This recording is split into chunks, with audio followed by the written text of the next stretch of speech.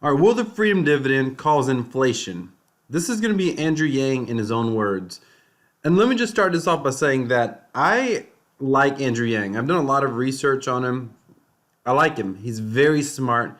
He's very articulate, and he gets it really, really well. I think he's very genuine in what he says. I'm a fan of him as a person. I'm actually a fan of him as a politician. I think he's very pragmatic. However, I don't personally like the idea of a universal basic income or a freedom dividend. And I think that he makes vast assumptions when he attempts to create this. But I'm just going to explain where I think that he goes wrong in this video. Now, if you follow my channel, you know this is a cryptocurrency channel. The main thing about cryptocurrency, I'm a huge fan of Bitcoin and cryptocurrency becoming a primary currency source. I earn passive income through cryptocurrency, the whole nine yards. I'm going to be talking about that in future videos. And if you're interested in earning passive income or learning how to earn passive income in cryptocurrency, be sure to subscribe down below. But just to give you a heads up, for example, I make about $2 per day using the CryptoTab browser as my default browser. And I'm going to be putting this link down at the very bottom in the description. But let's get back to Andrew Yang. Being someone who likes cryptocurrency, one of the main use cases of cryptocurrency is becoming a uninflatable, meaning the government can't inflate it, the government can't control it because it protects your wealth. Anytime that your money is inflated, then your money becomes worth less over time. A lot of people don't realize the reason your grandma could buy a candy bar for a quarter and it might cost $1.50 today isn't because the candy bar became worth more. It's because the dollar became worth less, meaning that the dollar will buy less today than it used to, which means that if you save up $100,000 now, inflation roughly doubles every 10 years. So $100,000 a day, if you put it in an account and you lock it up, in 10 years, roughly, round numbers, it'll only be able to buy what $50,000 will buy today. Where cryptocurrency and, for example, things like gold can maintain their purchasing power because they cannot be inflated away, meaning the government can't print more, can't create more. Let's listen to Andrew Yang. And he specifically says that in this video, universal basic income will not cause inflation. And I've got two videos I'm going to show you. One in this video and another one video coming up. And then the very end, I'm actually going to talk to you about a cryptocurrency pioneer who kind of agrees with Andrew Yang a little bit. And I'm going to talk to you about him just to give you kind of an opposing side. And I'm also, at the end of the video, I'm going to show you a very good interview, probably the best interview that I've seen of Andrew Yang, where he's explaining his principles. And he goes into a lot of, because a lot of people hear UBI and they just think like, oh, it's socialism. Oh, it's just $1,000 free and clear, you know, then it's going to create socialism. I do think that it leans that way. But Andrew Yang is very, very, and I'll give him credit for this, he understands the risk, and he's definitely not a socialist, which is fascinating in and of itself, because that principle does have some socialist, UBI, Universal Basic Income, does have some socialist roots. He calls it the freedom dividend, but let's go ahead and listen. By the way, freedom dividend is just really smart marketing. One thing about Andrew Yang, he's a businessman, and he's a great, great marketer. So let's get started. Hi, one of the big questions we get about universal basic income, the freedom dividend, is won't it cause inflation to skyrocket? And it really won't, for a number of reasons. So the rough math people think of is they say, hey, if every adult in America got $1,000 a month, that would be something like $3 trillion a year. In a $20 trillion economy, that seems like a lot. But if you break down the numbers, it shrinks a lot. For the record, that doesn't seem like a lot. That is a lot. That's more than 10% of the economy. Let's keep, no, that's almost 10% of the economy. No, that's more than 10% of the economy. A lot very, very quickly, because we're already spending $1.5 trillion on various income support programs, 126 of them. So what he's saying here, and I had to do some research to see if he was right on this, and this is very interesting. He's basically saying that if you get disability, if you get food stamps, if you get housing assistance, then you don't get the $1,000 a month. And I think what's amazing is a lot of people voting for him or wanting to vote for him don't realize that. You don't get the $1,000 a month on top of your disability, on top of your food stamps, and on top of your housing, your housing subsidies. So if you're already earning, the way he wants to do this is this an opt-in program. So, and this is the one thing when I heard it, I thought, okay, because I would prefer for sure for people to get the $1,000 a month, uh, a freedom dividend than the disability for a lot of reasons. There's bureaucratic reasons that make those programs not very effective, and Andrew Yang gets this. But a lot of people voting for him don't realize that he's saying, no, no, no, you're not going to get an additional $1,000 on top of your welfare, for example, or your food stamps. Programs, 126 of them. And so you're not actually increasing the money supply by 3 trillion, you're increasing it by much, much less. Okay, so please keep in mind, he just said you're increasing the money supply by much less. So 100% the freedom dividend will cause inflation, and he is aware of that. He's just trying to say the inflation won't be that bad, but it's going to increase inflation faster than what it's currently increasing. But we'll keep going. There's more. So the headline cost of the freedom dividend isn't 3 trillion, it's closer to 1.8 trillion. 1.8 trillion is still about 10% of our $2 trillion economy. Now the big change that I would make to pay for the freedom dividend is a value-added tax that would Sorry, I meant 20 trillion. harness the gains from artificial intelligence and new technologies and give the American people a slice of every Amazon transaction, every Google search, every robot truck mile. And because our economy is now so massive at $20 trillion, a value-added tax at even half the European. So I want to back that up. So here's the part that he never makes clear, by the way, and I've watched multiple interviews with him, and I'm probably going to buy his book. But here's the part that he never makes clear. So how are we going to pay for it? He says that the government's not going to pay for it outright, meaning it's not going to be additional liability on the government, because he's saying that, keep in mind, we're in debt at about $20 trillion. Our national debt is greater than our entire economy, which is why cryptocurrency is even a thing, by the way, because at some point we go bankrupt, and you have to understand why we're in debt. And a lot of people don't even understand how it's possible to sustain this debt. They have no idea. All they hear is, let's get $1,000 free and clear every month. Just remember, nothing is free. We'll get to that a little bit later. But he's talking about, taking the current debt that we have, the current payments that we have, and basically he's saying that we're not going to expand that. And one of the reasons we're not going to expand it is because we're going to raise taxes. He doesn't say raise taxes, but that's what it is. We're raising taxes. We're adding a value-added tax to everything related, like Amazon, for example, everything related to artificial intelligence, which means that you and me as consumers are going to pay more. So that doesn't even work. We're going to end up paying more.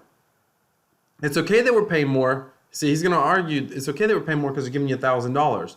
That's fine that they're giving you $1,000, but it can't negate the fact that at some level you pay more for the goods and services, and you don't pay Amazon to produce a better product. You ultimately have to pay a tax to Amazon. Now, you may not pay that tax directly, like it might not be in the form of a sales tax. Amazon might pay it on their side, but that just means they're going to raise the prices to make certain that they can cover the taxes. So either way, the consumer loses from that standpoint. Now, here's the challenge.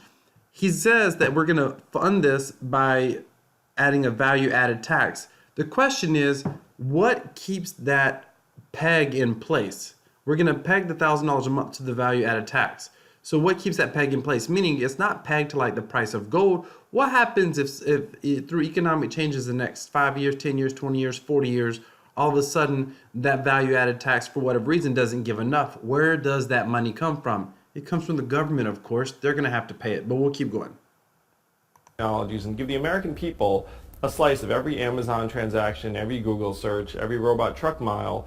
And because our economy is now so massive at $20 trillion, a value-added tax at even half the European level would generate $800 billion and rising of new revenue.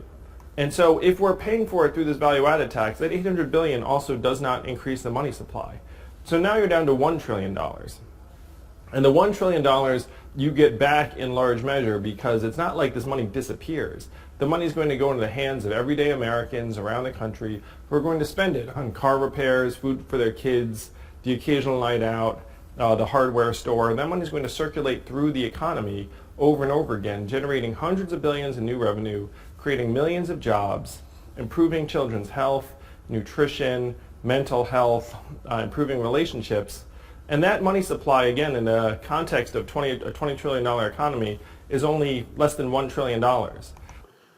Okay, so what he's trying to say, because I don't think this is clear to everyone, what he's trying to say is it's going to create new revenues, and it's not create new revenue. You can't create new money, but he's saying that the $1 trillion is not spent into a black hole. He acknowledges that there is a $1 trillion, that's a tremendous amount, bill when this is all said and done, that has to go to pay out the value added tax. But he says that it's not spent into a black hole because people are going to take that. And this is actually one of my arguments. I've got two major arguments against UBI. Inflation is one of them, but that's actually the minor argument of the three. He says that it's not going to be spent into a black hole, that people will take this money and they're going to use it to buy groceries, goods, and services, pay for whatever, childcare, gas, rent, whatever. They're going to use it to pay for goods and services. And when they do that, then obviously at every level, there's a sales tax paid when you buy, something at the grocery store. But people don't realize that it's not just a sales tax on that one transaction. The grocery store had to pay taxes. They have to pay taxes on labor. That one transaction actually creates multiple layers of taxation that goes throughout the entire supply chain, from taxes, from employees that are working, taxes from wholesaler to retailer, taxes from manufacturer to distributor to wholesaler to retailers. Those are multiple layers of taxes that occur on every single transaction.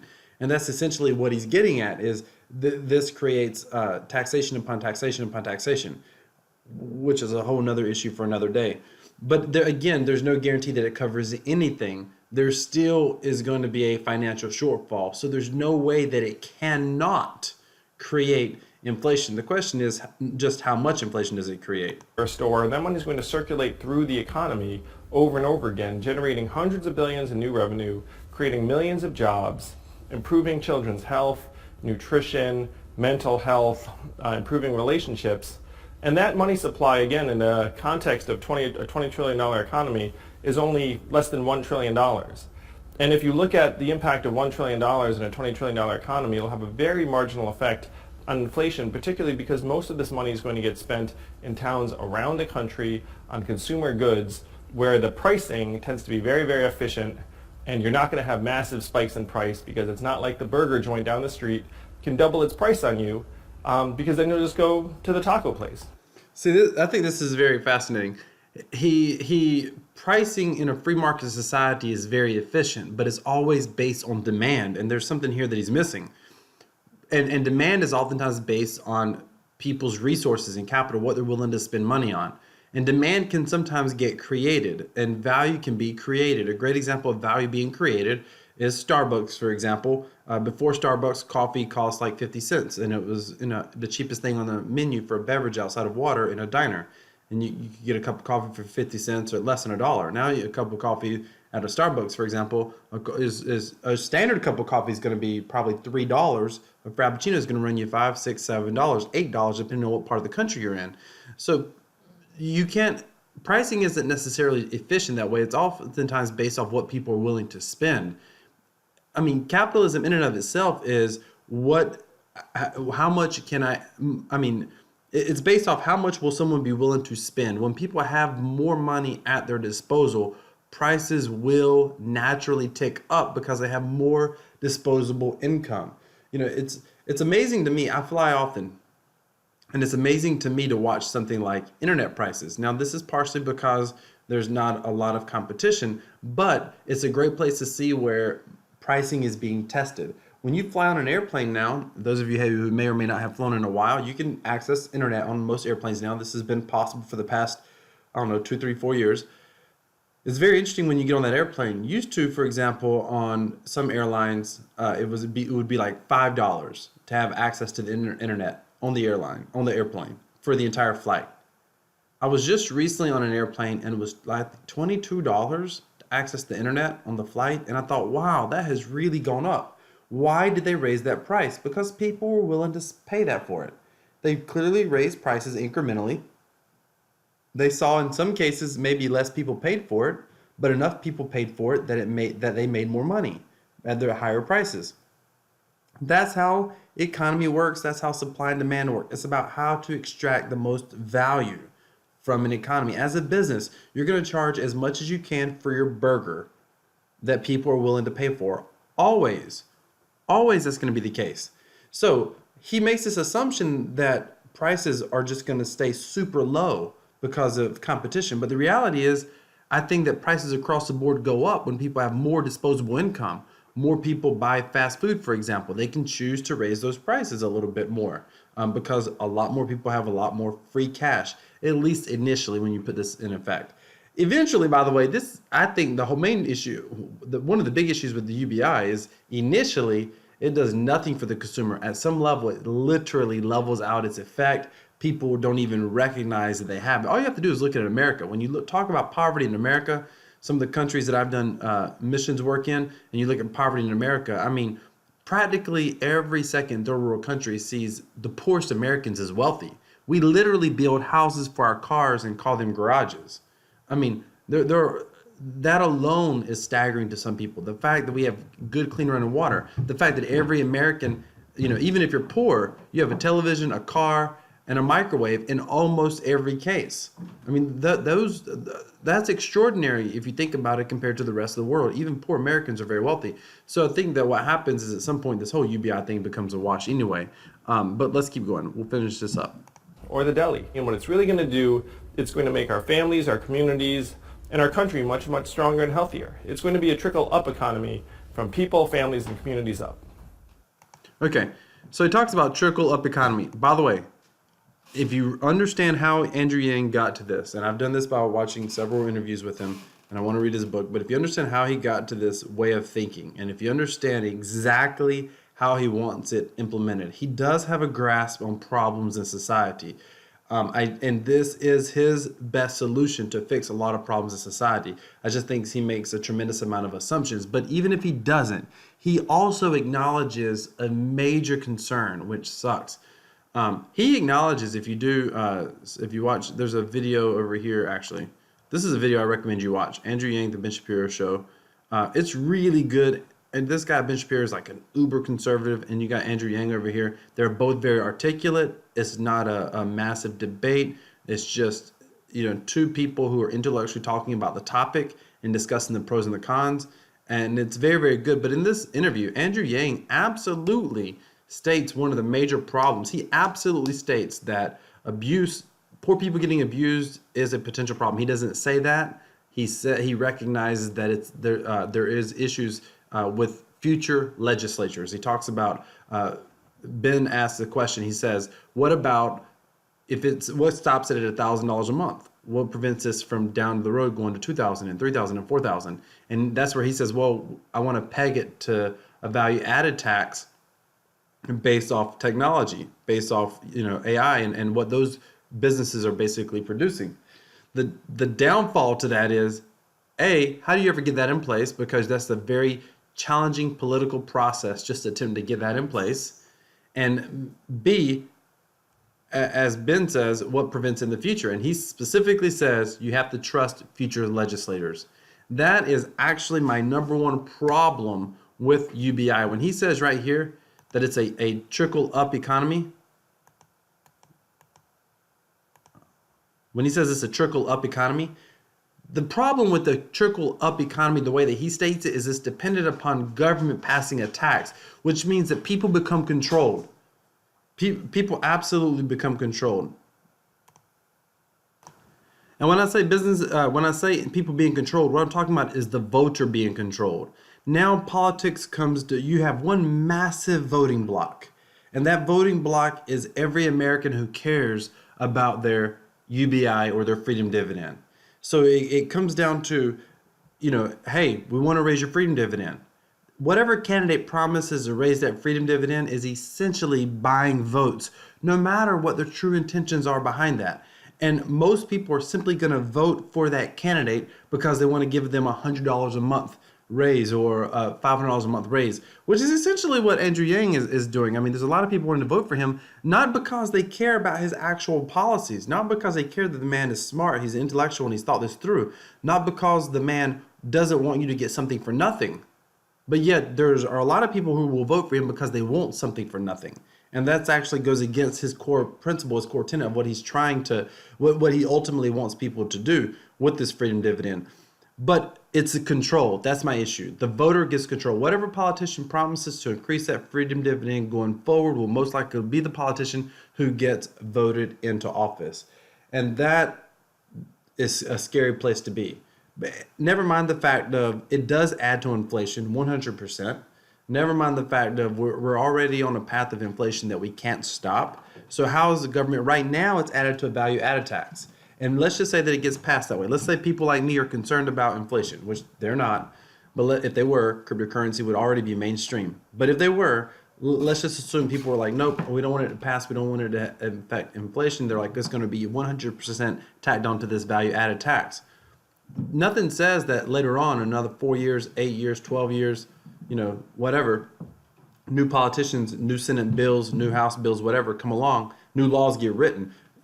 Rich Dad, Poor Dad, Robert Kiyosaki in his book, Rich Dad, Poor Dad, always talks about that the laws are not fair. The rules are not fair because they're always written by the people at the top. He talks about, lawyers and politicians nobody is poor who becomes a politician. Almost all politicians have a substantial financial means when they become politicians. Almost all politicians, at least on a national level, are well connected to ever become a politician. So he always talks about they're a part of the system. They're a part of the rich class. They're a part of the wealthy. So all the rules and laws are always written to benefit them. And so when that's the case, it's all about basically everyone else. How do you manipulate them to vote the way that you want them to vote to keep you in the power, to help keep you doing what you want to do? And what Andrew Yang wants to have happen, not only is it going to increase inflation, but it's going to create almost the entire population, one voting block that's going to largely be influenced by who promises to increase their freedom dividend. The next issue is that there's no way that it stays this way. It goes from 1,000, it will trickle up to 1,500 to 2,000 to 3,000. There's no way that doesn't potentially increase inflation. I fully believe that. Long term, at drastic levels, it will increase inflation because I don't think it will stay pegged at a value added tax. You just have to think about, most people don't realize how Social Security came into effect. Social Security is one of our biggest entitlements that we can afford to date, which, by the way, is the one entitlement I think everyone should be entitled to. They paid into it. It's their money. Most people will never get their money back. Social Security is probably the single biggest Ponzi scheme in the history of the world, perpetrated by a government on its own people. But it wasn't ever started that way. It just evolved to that. Originally, if you look at the history of Social Security, just to give you an example, because I think this freedom dividend will morph into the same thing. Originally, Social Security was put into place. When I say more, let me back up. When I say the freedom dividend will morph into the same thing, what I'm simply telling you is that the freedom dividend will become, it may start out well and good, but it will become politically manipulated over time. A lot of people had a hard time putting Social Security in place because people didn't want it to affect their taxes, and they were worried that they wouldn't see the money. So when the law was first written, it was basically in segregated accounts. All the money that you put into Social Security was in a separate account. It was yours. Social Security originally barely got passed into law. A few years later, when no one was basically watching, Congress essentially just wrote a law that said, hey, we can borrow from the Social Security accounts. All this money sitting there, people aren't going to need it for decades for the most part. So we'll borrow from that account. And then eventually there's a law that said they didn't have to, repay it back to the account. They just had to have it available for the citizens when the time came that they needed the money. So what do they do now? Well, they play with the official inflation numbers. They don't raise Social Security as fast as they should raise it to keep up with inflation. They also keep raising the age at which people can withdraw Social Security. They're literally hoping more people die so they can have it to keep paying out. It's literally performing an exit scam on our very own population. That's essentially what it is. It's a crypto exit scam, except it's in fiat currency right now. And that's what Social Security is, and that's how it's kind of been manipulated. I can see something and it has to get manipulated that way because the government can't pay it back. And so you're talking about adding another financial burden with this UBI, freedom dividend. And then potentially no matter how this freedom dividend was to take effect, it's just going to be made that much worse through political manipulation over the years. And the biggest point is ultimately it just makes the rich richer. The freedom dividend just makes rich people even richer. The number one thing, if you own, a consumer industry, if you're Amazon, for example, what do you need more than anything? You need people buying from you, and you need them to have more disposable income. You give everybody $1,000, yeah, they like to say that it creates jobs and all this stuff, and it does in effect. There is an effect that can create jobs. But when you give that, all you're going to do is pass that money up to the biggest customers. Because every business basically has this tax that gets passed on to the customers. The whole thing is kind of a quagmire if you think about it, because where does the money come from? It comes from, the only part that he accounts for is the part that is already going towards income support, is what he calls it, like housing, welfare, etc. But the rest of it ultimately becomes, he says it comes from a tax, but that tax gets passed on to consumers. But the biggest businesses will benefit from this, because the businesses, the Amazons out there, the biggest businesses, the McDonald's out there, the single biggest businesses that consumers use every single day will be getting an influx of cash. Yeah, it might create an extra cashier at McDonald's, but how much does that cashier make? Granted, that's one of the jobs that might be, but I'm just using that as an example. Well, that's a job that will get replaced by technology, but let's just use that as an example. So the cashier works for minimum wage, but how much money does she earn for the restaurant? A lot. In my past, I had a job one time where I did a procedure, a technical procedure in a medical facility, and the procedure that I did it in 30 minutes. It probably, I think back then, we're talking 10 years ago or more, I probably got paid about $10 for that procedure. If you break down my hourly wage, I think I was making about $20 an hour back then. So I got paid about $10 for that procedure. Materials and everything, it probably cost that facility about $45 or $50. But yet the insurance company, for me completing that procedure, paid the facility a little over $500. Employees always, if they are, they almost always produce more value to the employer than what they get paid. They have to. Otherwise, the employer couldn't afford to pay for them. So the businesses will always ultimately benefit. All this UBI does is trickle. It creates a controlled political voting bloc, and it allows a redistribution of money that trickles right back up to the wealthiest people at the top. So does it create inflation? Yes, it creates inflation. Does it create much more than that? Absolutely. Andrew Yang is brilliant. He's intelligent. He's really smart. The best thing about the guy, though, is he's a smart marketer. Is he going to become president? Unfortunately, probably not. And I say unfortunately not because I would vote for the guy, but I do think he's better. He's genuine. I don't have to agree with the guy to appreciate the fact that he's freaking genuine. But he's smart marketer. I don't know. He's a smart marketer. In the last campaign, presidential candidate Andrew Yang will give $1,000 a month to 10 more families. That was brilliant. He got that put out there, free airtime, free space in the middle of the debate. That was brilliant. But let's talk about one crypto innovator that might be even more brilliant. Justin Sun. Justin Sun plans to make UBI a reality, announces a giveaway of $1.2 million to support Yang's initiative. Here's the crazy thing. Does Justin Sun necessarily agree with UBI or Andrew Yang? I don't know. And he doesn't probably care. I mean, the single biggest thing is that he was creating his own press. 1K to 100 million, 100 families. Another marketing stunt? Of course it was a marketing stunt. The news came when Justin Sun took to Twitter to make this announcement while retweeting the New York Times news item in which Yang's plans for UBI was published. Justin Sun also promised to choose a lucky winner among the chosen 100 to attend his proposed lunch with the popular business tycoon Warren Buffett. In order to achieve fair results, Sun also demanded that Andrew Yang, crypto enthusiast and United States presidential aspirant, help in the process of selecting the lucky 100 people. This is very, very fascinating, very, very interesting, and you got to give it to Yang, and you got to give it to Justin. This is exactly the kind of thing that Yang wanted to happen. He wanted it to get airways, get more airtime, and then Justin Sun, of course, retweets it. They basically piggyback off each other's stunt.